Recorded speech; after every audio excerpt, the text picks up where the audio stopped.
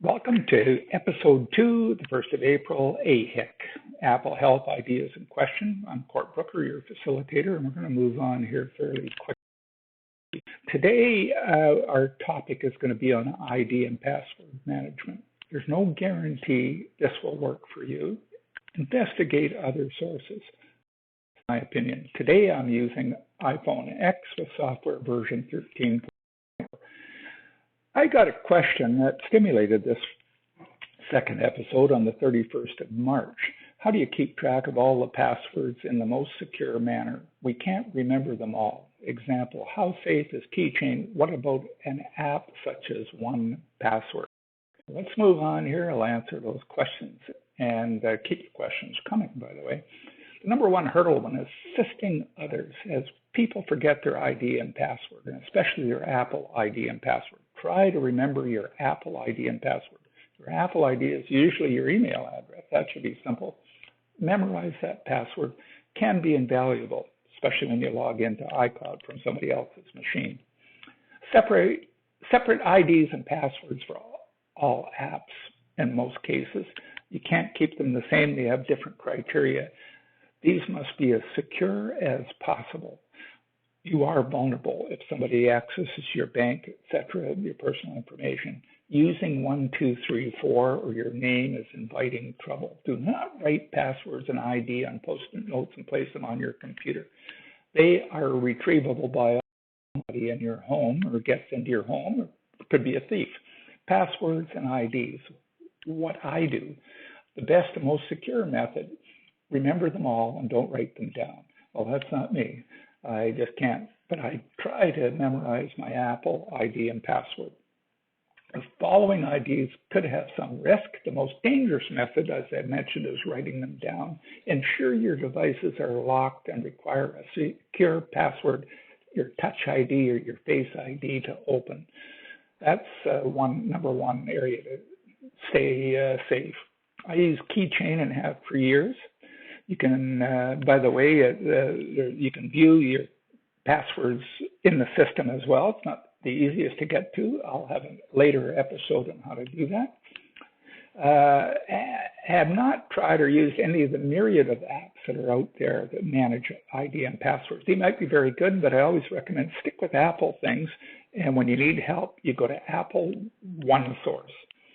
I use Apple Notepad app as a system to track mine. And again, this may not be the best system in the world, but it works for me, and I have access to it anywhere, even online from somebody else's computer. I can go on there and go to iCloud.com, put in my ID and password, and access everything. So I recommend people turn on Keychain and link for the cloud. Possible notepad method. This may, like I said, not the safest way, but it works for me. It works great and handy when needed remotely. Open your Apple notebook and follow the next slide. I'm going to show you. Easy as 1, 2, 3. Use a self-created 4-digit code. You are guaranteed not to forget, and you lock that in your mind. It could be 4 digits, letters, numbers. And you could use 2 digits, 3 or 1. But I think 4 would be pretty safe. You're going to place those in every one of your passwords in the same spot. Leave that 4-digit code out of all your passwords. And that's what you place in your password. If anybody did get into your notepad or access that, they would need that 4-digit code that is nowhere except in your head. Others need to know this code, and it would be impossible for them to not impossible for sophisticated hackers, I guess, but here's my app screen for those who don't use notes. I highly recommend that, and I call this Notepad. It's actually the name of the app is Notes. And if you haven't used it, maybe in a different location on your device. And by the way, most of these icons are the same on every device. You have your main screen, and you can see I log on to my notes here, the first thing I do, and up pops this screen, and your screen will look different. I'm sure you don't have my notes in there, and it may be blank where the notes are if you've never used it before. Once you've loaded that, you click on the bottom right-hand corner on an iPhone. It could be that icon, same icon could be on an iPad in a different location. It's a little pencil on a screen. And again, if you're having trouble seeing the screen, you can pinch this open to view, pause it, squeeze it out, and you can see the details. Should be able to see it.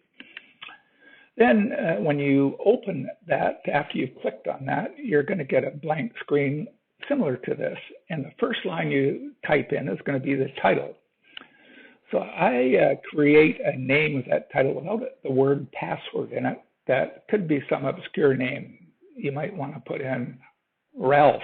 I don't know why Ralph. But when you're searching, somebody goes into your system and searches passwords. They're not going to find it. They'd have to search for Ralph. And don't include the word password anywhere else in this note. I put Apple space hyphen space the Apple ID, which is your usually your email address, then comma, and then I put the password, and I add the code either at the beginning, the end, or somewhere in the middle. That's constant. Third space in or third digit in or whatever, and paste or copy, right, type in that 4-digit password.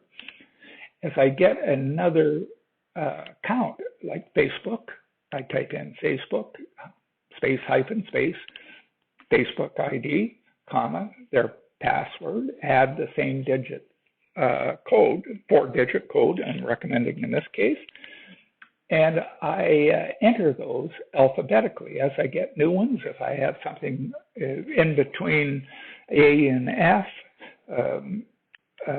I'll insert that in between the two, and I leave a space between each of them. So when I'm retrieving or looking, I go to that note and find it alphabetically. Works great. I have this access to this wherever. And again, if you've got notes synchronized on the cloud, you can access this from all of your devices. If you have questions, and reboot your device first. If you're having a question of things aren't working, you're thinking, geez, everything used to work, it's not working now. The best fix is rebooting your device. And when you reboot your device, this eliminates about 99% of problems, and it could increase the performance as well. Be prepared if you're going to send a question. Send me what the name of your device is, the model name, and the software version if possible. The next episode will show you where you can go to retrieve them. You can reply on my YouTube channel, and I suggest you might want to subscribe there because I won't be sending out notifications. And I think if you subscribe, you'll get that as I add these. I'm going to be, with the pandemic thing, I'm getting the system better prepared.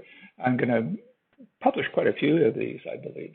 You can send an email to me at court@courtbrooker.com. Thank you very much.